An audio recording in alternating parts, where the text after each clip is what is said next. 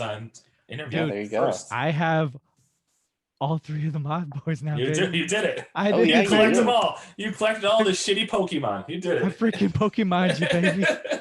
Okay, moths. Pokemon. The Pokeboys. Man. Oh Lord. Dude, that could be something. So yeah, I don't know. You guys have any crazy stories or anything to share? Or I don't know if you had anything prepared or I have like oh, sorry, you go ahead. Tanner. No, I got nothing. Now that I think about it, when Greg did that Christmas special, I talked about my like only major cryptid encounter. So it wouldn't really be an exclusive to talk about it here. I want to hear it. I didn't hear it. Oh, okay. Yeah. Well, I'll tell it on the show then. Do a little bit of maybe a little spin on it too. Okay, yeah. Put a little extra sprinkles on it. I don't know. A little pizzazz. I'll a little pizzazz. Channel the little bit of me that from whatever cryptid it was. Whatever cryptid was, it attacked you with a knife. That's how it ends. Ooh. So. And then found $5. I never saw the knife coming. My gun stood in leather. I was also thinking about actually talking about it's a very brief story, but I get a lot of questions about what the fuck conjure dust is. Yeah, go for it. I could give that a little bit. Totally do it. Go for it. Oh wait, are we like? Is this the? So we are. Yeah. So this is it. Dude, I thought I thought this was with the power of audio editing. I literally just put the little like, you know how I did that. Yeah, that's where it is, and then I'm like, we just keep going. Yeah, It's magic. It's movie magic. This is interviews. This is what it is. It's so weird. It is. All right. Well, so go for it, man. Conjure dust is actually a phrase used in like South American hexing. What? I didn't know and this. In a lot of spells, it requires you to get this like the dirt from a grave site. Where like if you're trying to curse someone's family, like you'd go to a family member of theirs, their grave, and you'd get some of the dirt there, and that's called conjure dust. And I didn't know about it personally, but I was sitting around like a year and a half ago when I first put the company together, and I was watching the X-Files, and Mulder was like, he referred to conjure dust in one of the episodes, and I was like, something about that just like stuck out to me. Okay. It's like I'm putting that in my pocket. That's super cool. Because before I started with all the cryptid stuff, I was kind of doing just like a general haunted sort of theme, but then I found that like the Mothman shit was selling like crazy. So it's like, whatever, it applies. It's still spooky. Yeah, totally. That's man. I always thought it was like some weird. Well, I guess I always had a thought like maybe it's like some like Disney / witchiness thingy, but I think that's a way cooler story. Like Disney-esque. Yeah, that's a way cooler story for it. So that's awesome. Yeah. Are we doing weird stories? Yeah, dude. So I don't have. Okay, so here's my whole thing. You would have had a weird story, but you didn't go out with that. I stayed back at the hotel. Yeah. And I tried to order food, but there's nowhere to order food from. No, I don't have any. I don't have any weird stories for myself. Okay. I'm not the kind of I'm not the kind of guy that would say how something happened to me just to say it happened. You know what I mean? I've never had anything happen to me. I got you. I've heard some weird like ghost stuff. I think my mom's house is the activity in there is pretty wild. Whoa, so I've heard knockings on her walls and stuff. So that's the most I've heard. Yeah. Really? But I want to tell you one of her stories that she told us growing up. So, I want to listen. So yeah. So my hometown, Jamestown. Okay. They were it was her. She was younger. She was a little girl, and her dad were in the car together, and they were driving down the road. There was like a I think it was like not a pond, a ravine. Is that what it is? Does a ravine go down? Yeah, like a pond. Yeah, it's like a hill. It's a hill that goes to a. So essentially what it is? So they were driving. So on the left was a hill that leads down to a creek, like a reservoir. Yeah. Nice, And then on the right side there's a playground. So they were driving past this point, and I guess I don't know how to explain it. A little person a little Whoa, okay. a Like a tiny leprechaun? little What? yeah, like a leprechaun essentially. That's what she says. Very tiny, Oh, very tiny. I don't know how to okay. very tiny person ran in front of their car from the playground Oh down no. into the creek area. Oh, And she weird. says her and her dad jumped out of the car to go look at for it, and they saw it run off. They don't remember anything about it. They just remember a little tiny guy ran across the road right in front of the car. They stopped, got out, looked, and that's one of the stories I grew up with. That was one of them. She has countless others. UFOs. That's like some Kelly Hopkinsville stuff. Exactly. Yeah. Like, so that's the kind of stuff I kind of grew up with, her telling me stories like that. But yeah, that Oh, was one of man. them. Like this little person running in front of her car. Another one just recently happened. And it was, so she lives out in the country essentially. So Okay. she was driving down the road in dark time and she saw what, where her house is. There's vineyards, like great vineyards on each Okay. side. Yep. So she said she was driving down a country road at night, and she had to stop the car because there was a giant black dog in front of her. Oh, no Ooh. way. And it wasn't like Oh, fast. man. It wasn't like it wasn't fast. It didn't even notice her essentially. It was slowly walking. It was huge, she said. And she was all black and it just slowly walked across the road in front of the car and it just kept walking. It didn't look back. It didn't pay attention. It was just a giant. Oh, man.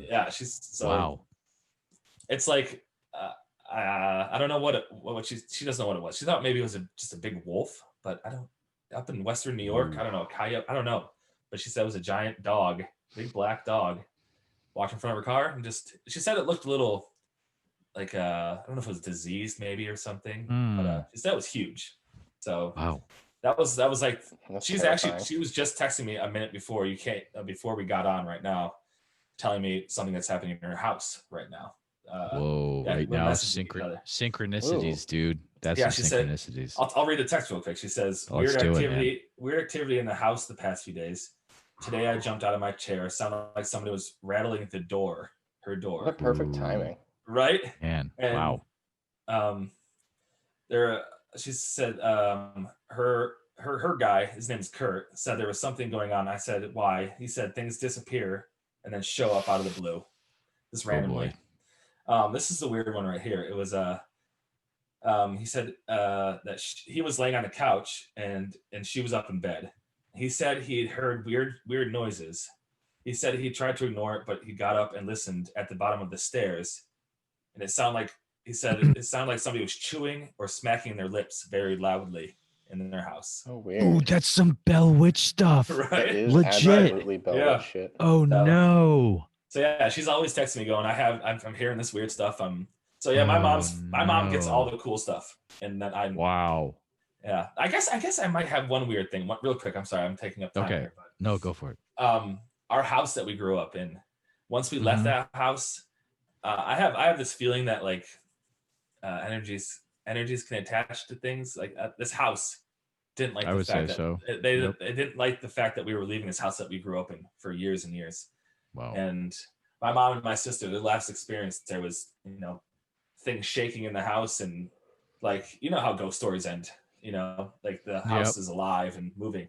But that happened, and like, yeah, so I guess, yeah, I can say that the house that I grew up in, when we left, it didn't feel right. It felt like something was going on there when we left, and I feel like Wow. didn't like that we were leaving. So that's the most I can say it's happened to me. It all happens to Mike. Matt has had some cool stuff happen. My mom has, but I'm kind of left in the dark there. So I just listen to cool stories. Jake shared some pretty wild stuff too. Mhm. Yeah. He has some cool stuff. He Yeah. had some weird stuff. Yeah. Connor, wow. Ooh. The Danner, NMER is still Danner. It's Connor Oberst down Got there. it. Bright Eyes. Danner.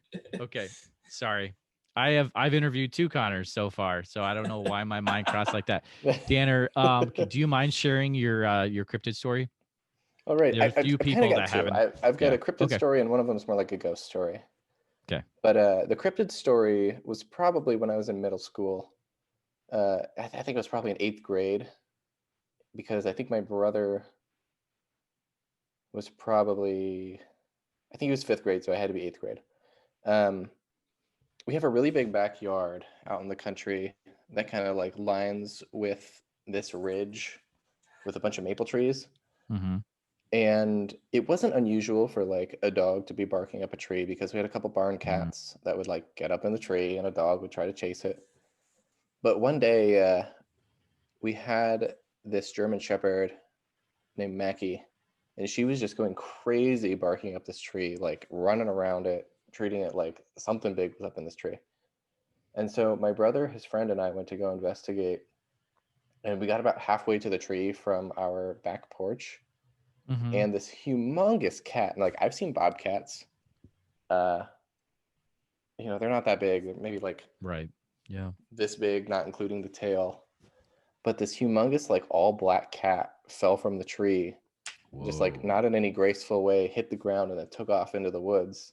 Oh, It looked, man. the only way I can describe is that it looked like a panther. And I ended up looking into it, and apparently phantom cats are a pretty big cryptid in Mm-hmm. Appalachia. And Yep. so Yep. I think that's my run-in with crazy, a dude. phantom cat. That's wild. Wow. Yeah, Ooh, it was something else. It was that is a scary. I was cool like, story. oh God, Yeah. it was a big Oh, animal. man. Oh, It was man. it couldn't have been a bear, right? I mean, you obviously know the difference. No, this thing took off. It was built like a Mhm. cheetah almost. Really? Whoa. But like it just Ooh. had like such a lean body. It hit the Wow. ground and just took off into the woods at a You know, crazy high speed. it probably felt stupid. That's why it ran off so fast. Yeah, it probably did feel stupid. It was like, I Jesus gotta get Christ. out of here. Could have made that a little more ceremonial. Right. But my other story is a little more recent. This was maybe Okay. about 2 years ago. At the time I was living in German Village, and that's pretty much like one of the older areas in Columbus. We've got like buildings from the 1800s. I think some are from the 1700s, but they're all like really old brick buildings from when German settlers were here. Kind of like I think they were the descendants of the ones from Maryland that like spotted the snallygaster and whatnot. Oh, cool. But yeah, as everyone was moving west, German Village was formed. And so you get a lot of like weird sounds from those buildings that you can kind of explain as like, you know, old pipes. Maybe the building's just sort of swelling with the weather. Okay. But something about that building, not every time, like sometimes when I would like turn a corner, you know, when you're hiking and you've got a headlamp on and like you're like just about to hit a spider web, you kind of like see that shimmer right in front of your face. And you're like, whoa, something's right in front of my face. Yeah. And then you look and it's a spider web. That kept happening in the house where I'd be walking like during the daytime, and I just get this like glimpse of a shimmer around a corner, and it was just quick enough. They were like, I can't quite see what it was, but there was something there. Oof. And then all of that sort of came to a head when my brother and my partner were both standing in the kitchen, and I don't know what we had just done. We had like gone to a fair or something. And I was like, I'm going to go upstairs. I'm going to take a shower. So I run upstairs, and the two of them are sitting in the kitchen, and they see me come down the stairs and walk past the kitchen and go into the living room. And my brother's like, oh, I'm going to go tell my brother something. And so he walks into the living room, and there's no one there. And so he comes upstairs, and he's like, did you just come downstairs? I just saw you walk into the living room. And I was like, no, I'm in the shower. Oh, no. I was like, I technically wasn't there for it, but it still gave me a bit of a spook. That's one of the scariest stories I've heard on this whole thing. That's messed up, dude. I think there was something in that house. Yeah. It's you. Nothing in the house. It's you, Danner. It was me. Post shower. Me, Danner. I'm in the house. Astral projecting from the shower as I do. Yeah. Oh man, crazy. Michael, someone else on this podcast has said a story very close to the little person running away thing. Right. Except for the story they said is they were driving in the dark, and there's a little like person running alongside of the car, and it like looked at them, and it had like sharp teeth. And it was like holy mackerel. No that's thanks. So scary. But like that's so crazy. You said like it's weird when people from different parts of the US have similar stories. That really messes with my head. But Right. It just Well, it happens. Yeah, to it's go back crazy. real quick to the big dog story that my my mom saw. I guess I don't know where on the timeline it was, but Jake I told Mothboy Jake about it, and he had mentioned that his dad saw a similar creature, and they live in the town over from my mom. Whoa, weird. They saw this. It's like the same kind of thing. So I don't know. It's cool when you hear a Crazy. story and it kind of connects with somebody else's story. You know? Yeah. Totally. So I thought that was cool. Man, cool stories. What about thanks you? For... What about your stories? You have any? Let me think. See, that's the really lame thing, dudes. Like people listening, this will be nothing new, but like I made this because I was bored out of my face, you know. Yeah. Like so you're like vicariously actually, so yeah, right. No, I have. So I've told the story a few times before, but I'll tell it again. So when I was early 20s, I went back to live at home. We lived in north central Massachusetts. Me and my dad are watching TV. Mom, we're watching TV, and I hear something. No, sorry, I'm in my room, which is off the garage. So I'm trying to watch Lost or something like that, and I hear like this whoop whoop whoop whoop whoop whoop whoop whoop. Like, you know when you hear like a really low, like pulsating engine, Miss like Skrillex, whoop, yeah. whoop, whoop, whoop, whoop. You got a rave going on. I go outside and I look up, and at the same minute, this is how I'm pretty sure I remember it. My dad comes out the same minute, so we both, boom, we're outside at the same minute. We look up, and there's this huge ship that comes over, and it's like I remember pulsating. I remember seeing like really circular, like almost like pulsing lights, and it almost like a really dark super big like triangle shape. Oh. And I was like, okay, so I don't know if you've ever had this happen with your parents where like you're old enough and like you've always like thought of your parents like they know everything, right? And it's like I looked over at my dad and I was like, and he's like, and then we never talked about it. You're sitting here telling us, you're like, oh, I don't have any stories, and then here you're yanking our chain, buddy. I know you. Well, I was thinking of story. I have no cryptid stories. This is the only thing I have, right? Oh, so no, that's then, a good one. So then I called one of my buddies' dads who worked at the base in New England, and he's like, well, what it is you're in this like flight path going down to such and such, and blah blah blah. And I was like, kind of sounds like you're saying blah blah blah is what I was thinking. And then so then a few years later I talked to my dad and I was like, okay, you got to tell me, like, did you think that was a UFO or something? He was like, no, I didn't. I was like, come on, Dad. Like, obviously that's the weirdest thing you ever saw, but because he's a grown up. His imagination is it's gone. Like, you got me into this Bigfoot stuff because we used to watch In Search of as a little kid. Come on. He doesn't want to believe. He doesn't want to believe. He doesn't want to believe. No, thank you. That's fine. That's fine.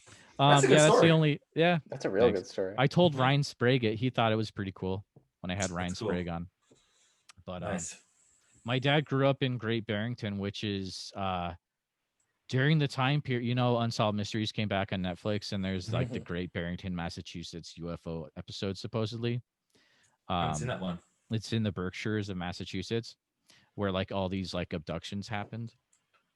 That's awesome. My dad grew up in that time period. So I need to like ask him about like if he remembered any of those people. Sounds like your dad has seen some things, but he doesn't want to talk about it. I don't know if I could get him on the podcast. He's trying to keep things deep inside his mind. That's what he's doing. Maybe he's forgotten on purpose. But anyways, thanks for doing some extra stories, guys. Absolutely. Did we do a good job? Is that it? A fantastic job. I'm going to stop recording right now.